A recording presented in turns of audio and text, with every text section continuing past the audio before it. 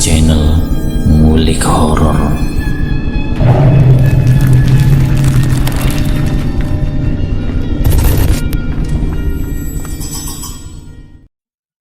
Assalamualaikum warahmatullahi wabarakatuh. Jumpa kembali di channel Ngulik Horor. Channel kami menceritakan tentang kisah-kisah misteri yang mungkin bisa menemani agan-agan dan sista semua ya. Kali ini saya akan menceritakan kisah misteri yang berjudul Menjadi Saksi Tumbal Pesugihan. KKN atau kuliah kerja nyata umumnya berlangsung selama 1-2 bulan di daerah pedesaan. Lokasi KKN saya berada di Cianjur, sekitar 3-4 jam perjalanan dari terminal Pasir Hayam. Tapi saya tidak mau menyebutkan secara detail nama daerahnya. Tim KKN saya terdiri dari 16 orang yang berasal dari 7 fakultas berbeda. Ada fakultas ekonomi, komunikasi, hukum sosial politik, pertanian, peternakan, dan psikologi. Masing-masing fakultas diwakili 2 orang, kecuali pertanian dan peternakan yang mengirim 3 mahasiswa. Setiba di lokasi tempat tinggal tim dibagi 2. 7 anggota cewek menempati rumah milik Sekdes. Rumah ini bukanlah bangunan yang lama tidak dihuni. Sekdes pindah ke rumah barunya sekitar 1 minggu sebelum kedatangan kami. Rumah ini menjadi basecamp resmi, atau biasa kami sebut dengan sekretariat. Anggota tim KKN sisanya menempati rumah yang cukup besar di dekat perbatasan desa dengan hutan. Rumah ini kami jadikan basecamp tidak resmi karena lokasinya yang agak terpencil sehingga tidak khawatir mengganggu tetangga karena suara obrolan kami. Jarak terdekat tetangga dari basecamp ini sekitar 100 meter. Suasana malam kami sedang berkumpul di basecamp. Tidak semua anggota tim KKN karena ada yang sedang belanja barang kebutuhan ke Cianjur. Ada juga yang sedang izin kembali ke Bandung. 11 orang yang tersisa malam itu, termasuk saya, sibuk membicarakan progres program-program yang sudah kami buat. Tiba-tiba hujan turun sangat deras diikuti oleh petir dan angin. Kami yang sedang duduk di teras langsung pindah ke dalam rumah karena air hujan masuk akibat hembusan angin yang sangat kencang. Di ruang tengah pembicaraan soal program pun kami lanjutkan. Salah satu teman pamit buang air kecil sekaligus menawarkan diri membuatkan kopi. Tawaran yang langsung diterima dengan baik. Sekitar 5 menit kemudian teman tadi kembali tanpa membawa kopi. "Mana kopinya?" "Katanya mau bikin kopi," tanya Fitri teman saya satu fakultas. "Tunggu airnya mendidih." Kalian tadi dengar suara orang jerit gak?" Miftah mengalihkan pembicaraan. Kami saling berpandang bingung kemudian serempak menggelengkan kepala. "Tadi pas lagi di kamar mandi, aku kayak dengar suara orang jerit. Kayaknya suara perempuan, atau enggak suara anak-anak." Kami bersepuluh sama sekali tidak mendengar suara lain kecuali riuhnya bunyi hujan menimpa atap rumah. Miftah kembali ke dapur tanpa bilang apa-apa lagi. Tidak lama kemudian dia datang lagi sambil membawa nampan berisi kopi. Menjelang tengah malam hujan masih turun cukup deras namun tidak lagi dibarengi petir dan angin. Cuaca tidak memungkinkan saya dan teman-teman pulang ke sekretariat. Ditambah lagi kondisi jalan yang gelap dan becek. Malam itu kami putuskan untuk tidur di basecamp. Toh teman kami yang sedang ke Cianjur sudah mengabari mereka tidak bisa kembali karena hujan deras. Saya dan teman-teman perempuan menempati kamar tengah, kamar yang paling besar. Kami berempat langsung pelor, nempel bantal molor tidur. Sayup-sayup saya mendengar bunyi ketukan halus. Apa saya lagi mimpi? Saya berusaha bangun dan mengaktifkan indera pendengaran. mencari sumber bunyi, jendela, pintu kamar atau bunyi tetesan air sisa hujan. Terdengar suara berderit pelan seorang membuka pintu. Jantung saya berdegup sangat kencang, rasa kantuk mendadak hilang. Kondisi kamar yang remang menyulitkan saya melihat siapa yang membuka pintu. Selarik cahaya lampu dari ruang tengah masuk dari balik pintu. Ternyata Fitri yang membuka pintu kamar. Saya pun lega. Fitri berbicara dengan seorang dalam nada rendah. Saya tidak bisa melihat siapa lawan bicaranya karena terhalang daun pintu. Fitri kemudian mengalihkan pandangannya ke arah saya. "Kenapa, Fit?" Saya bertanya. "Lu belum tidur, Ti?" Fitri balik bertanya. "Tadi sih udah, tapi kebangun lagi." "Ada apa? Siapa itu?" Dari balik pintu muncul wajah Reza. "Ti, lu bisa keluar sebentar gak? Urgent nih." Saya keluar kamar bersama Fitri. Di ruang tengah tempat kami berdiskusi sudah berkumpul teman-teman cowok lainnya.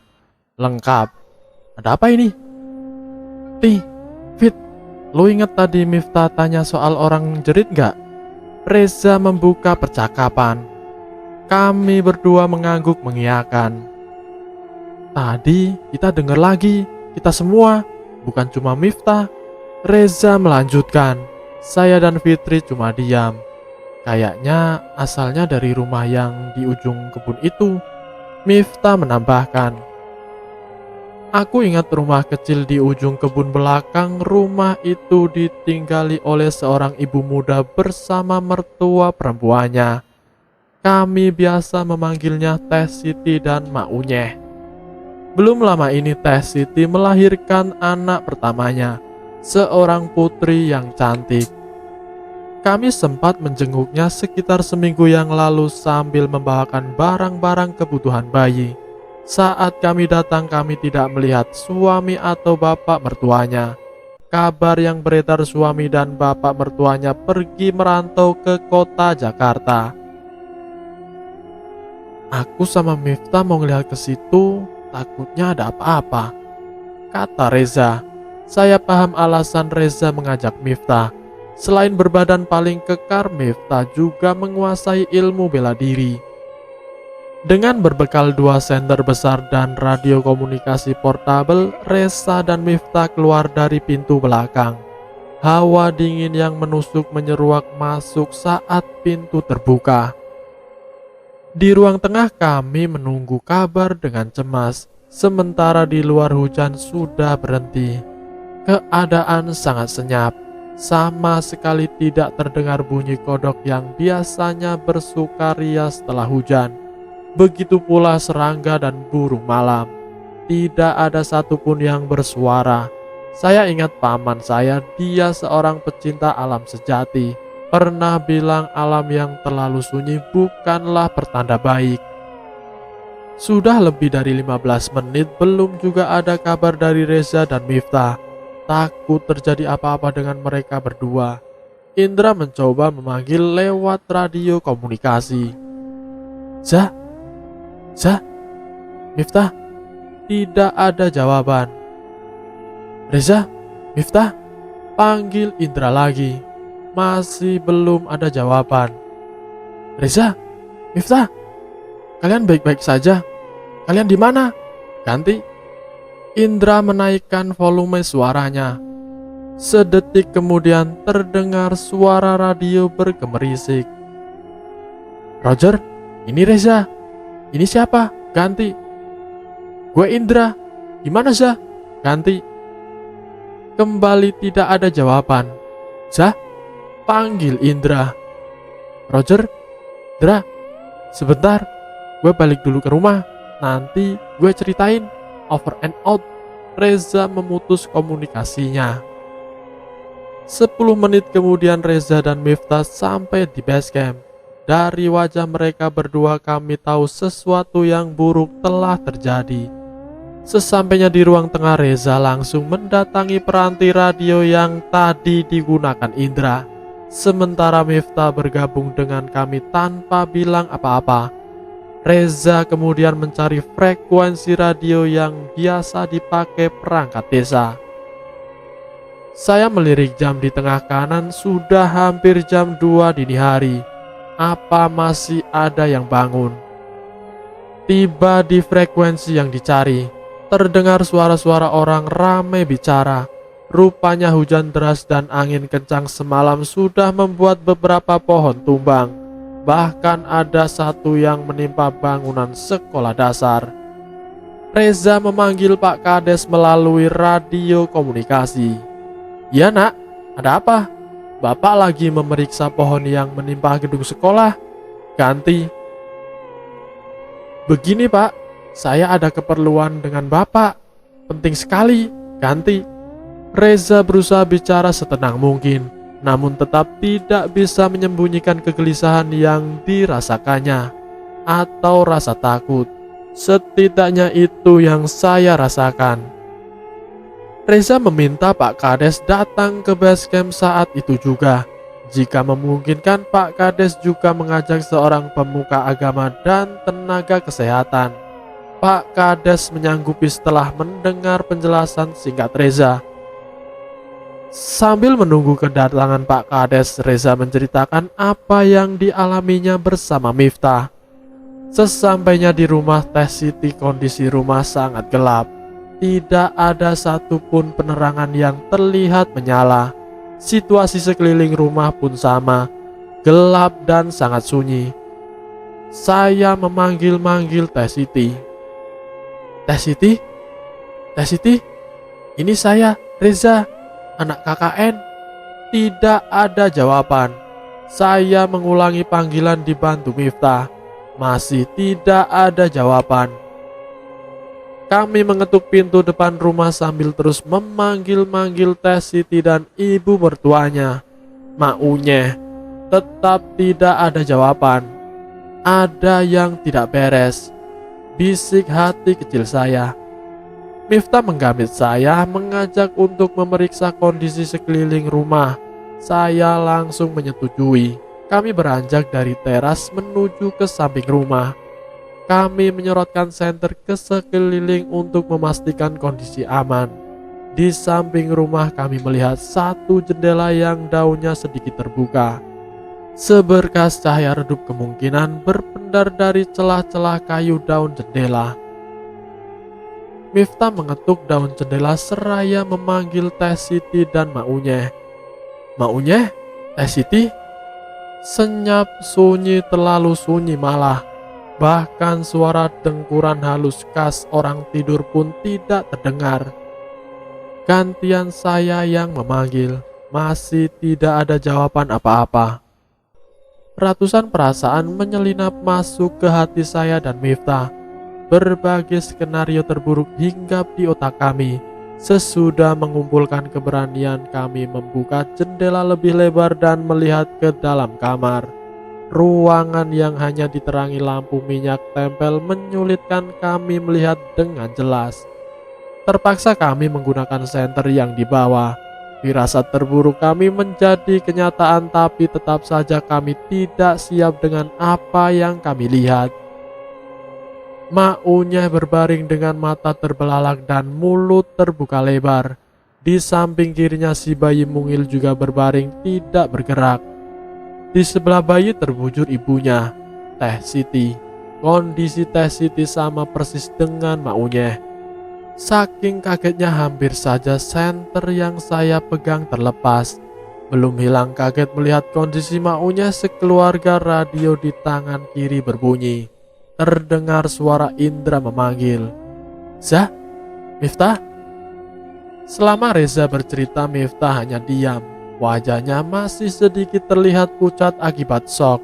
Kami juga terdiam. Sulit bagi kami membayangkan apa yang sudah pada keluarga Mak Unyeh. Kami juga tidak bisa membayangkan perasaan Reza dan Miftah yang pertama kali melihat kondisi mereka. Sekitar pukul 2:30 subuh terdengar suara mobil memasuki halaman rumah. Dari ruang tengah kami melihat Pak Kades turun dari mobil diikuti oleh 4 orang lainnya. Rupanya Pak Kades mengajak mantri puskesmas, Pak Kiai, dan 2 orang hansip. "Assalamualaikum." "Salam Pak Kades." "Waalaikumsalam." Kami menjawab nyaris serempak. Pak Kades, Pak Mantri, dan Pak Kiai bergabung dengan kami di ruang tengah, sementara 2 orang hansip memilih duduk di teras. Reza mengulangi lagi ceritanya.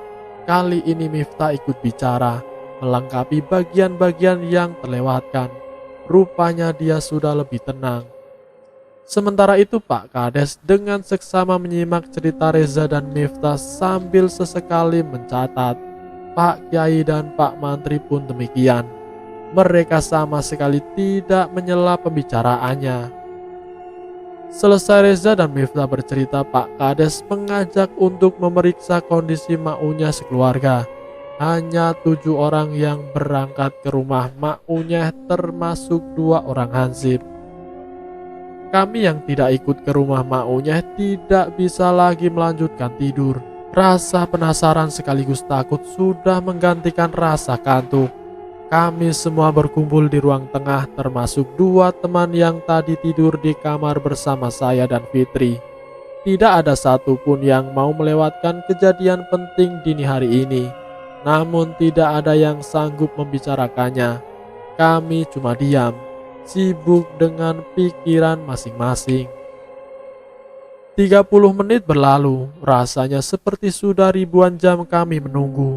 Lamat-lamat kami mendengar bunyi langkah kaki dan suara orang bicara. Suara semakin jelas dan pintu depan terbuka. Reza yang pertama masuk diikuti Pak Kades, Pak Kiai, dan Miftah. Tidak lama terdengar suara mobil dinyalakan dan pergi meninggalkan halaman base camp. Dari wajah-wajah mereka semakin jelas bahwa sesuatu yang sangat luar biasa sudah terjadi. Melalui radio komunikasi, Pak Kades memerintahkan anak buahnya untuk menyiapkan masjid dan menggali 2 lubang di pemakaman desa. Pak Kiai berulang kali terdengar mengucapkan kalimat istighfar secara lirih. Matanya menerawang ke langit-langit rumah. Selesai memberi instruksi, Pak Kades mengajak Pak Kiai pindah ke teras. Reza berbisik di telinga saya, minta tolong dibuatkan kopi untuk Pak Kades dan Pak Kiai. Saya mengajak Hani menemani ke dapur. Selesai membuat kopi untuk dan mengantarkan ke atas, kami dikumpulkan di ruang tengah. Reza mengupdate kami peristiwa di rumah Maunya. Setelah memastikan situasi rumah aman, kami berempat masuk ke dalam rumah. Miftah dan kedua hansip berjaga-jaga di luar. Pak Mantri langsung memeriksa kondisi Maunya, Teh Siti, dan bayi mungil yang belum sempat diberi nama. Ketiganya dipastikan sudah meninggal dunia. Di sekeliling jenazah tidak ditemukan genangan darah, obat serangga, atau barang-barang yang bisa menyebabkan kematian. Namun di lengan kanan Maunya ditemukan 2 titik kecil berwarna merah yang mencurigakan. Titik kecil yang sama ditemukan di betis kiri Teh Siti. Pada si bayi ditemukan pada paha kanannya. 2 titik kecil ini mirip dengan bekas patukan ular. Pak Kiai kemudian meminta kami membaca Al-Fatihah demi ketenangan almarhumah. Beliau lalu menutup mata dan mulut Maunya dan Teh Siti. Pak Kiai meminta jenazah dimakamkan secepat mungkin karena ada yang tidak wajar pada kematian ketiganya. Pak Kades agak keberatan. Menurut Pak Kades lebih baik menunggu suami-suami mereka datang dari kota. "Mereka tidak akan datang," tegas Pak Kiai. Kami kaget dengan ucapan Pak Kiai. Semoga saya salah, tapi insya Allah firasat saya bilang mereka tidak akan datang, lanjut Pak Kiai. Kematian Maunya, Siti, dan anaknya sepertinya disebabkan oleh sesuatu yang tidak biasa. Bapak bisa lihat mata dan mulut Maunya dan Siti terbuka lebar. Mereka seperti melihat sesuatu yang sangat menakutkan sesaat sebelum kematian. Lagi pula kalau harus menunggu suami mereka pulang, kasihan arwah Mak Unyeh dan Siti. Kasihan arwah Mak Unyeh, Siti dan anaknya, tambah Pak Kiai. Mendengar penjelasan Pak Kiai, Pak Kades pun menyetujui pemakaman dilaksanakan secepat mungkin. Pemakaman Teh Siti, bayi Nyat, serta Mak Unyeh dilakukan dini hari itu juga, dipimpin langsung oleh Pak Kiai. Ada sekitar 20-an orang yang menghadiri pemakaman, termasuk saya dan 5 anggota tim KKN lainnya. Usai prosesi pemakaman, rombongan pengantar bersiap-siap untuk pulang. Dengan hati-hati kami berjalan di antara nisan. Kami juga harus menghindari genangan lumpur di sana-sini akibat hujan lebat semalam. Tiba-tiba terdengar suara mirip ledakan yang cukup keras dari tengah komplek makam. Semua orang terkejut sekaligus ketakutan, khawatir ada ledakan susulan. Satu-satunya orang yang tetap tenang hanya Pak Kiai. Beliau berdiri tetap, wajahnya menghadap ke arah 2 makam yang baru saja selesai ditutup.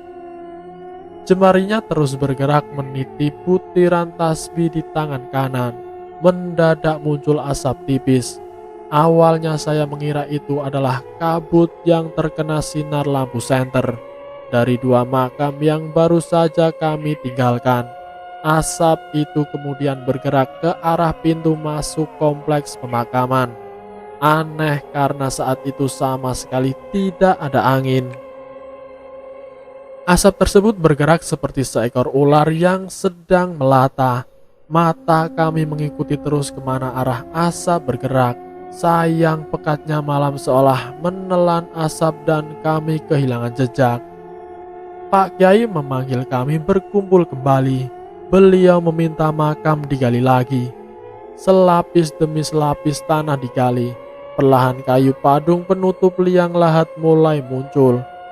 Setelah semua kayu padung terlihat, Pak Kiai meloncat masuk ke dalam lubang makam dan berdoa.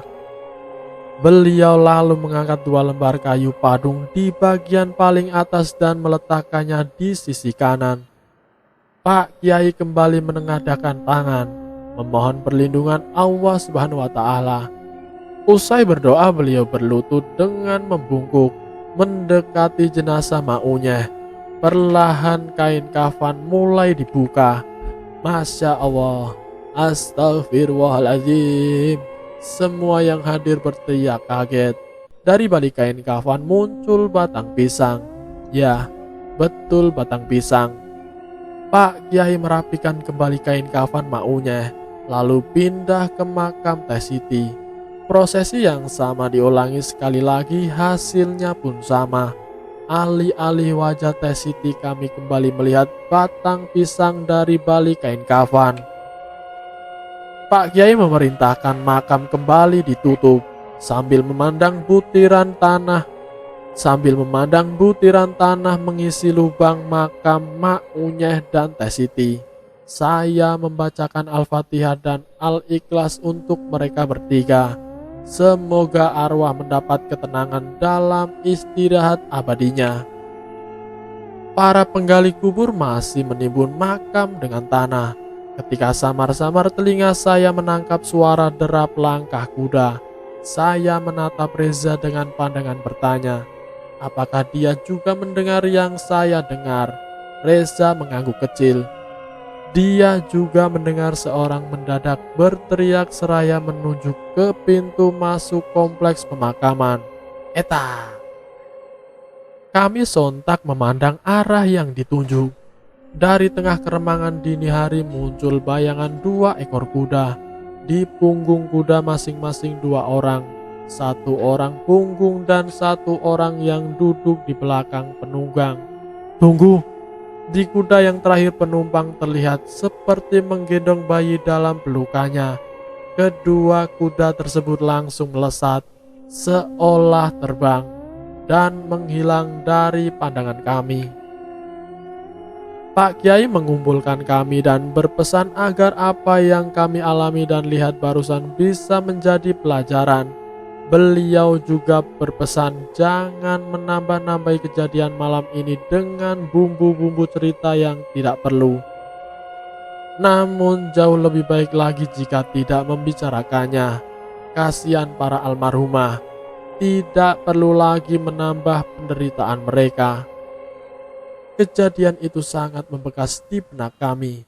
Bahkan setelah bertahun-tahun kemudian, ketika reuni untuk pertama kalinya, sekitar 5 tahun kemudian sesudah lulusan, hal pertama yang kami kenang adalah tragedi keluarga Mak Unyeh.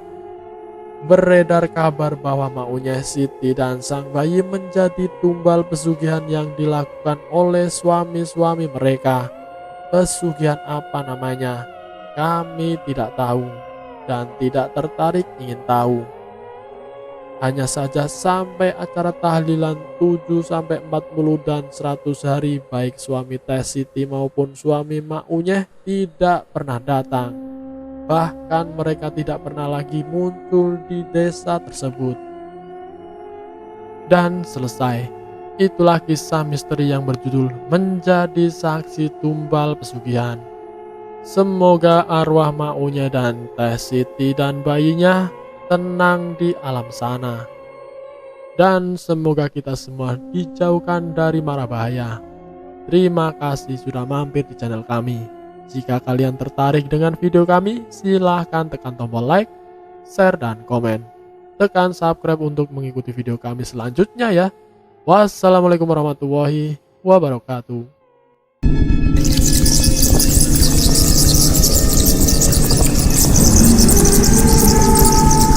Selamat datang di channel Ngulik Horor.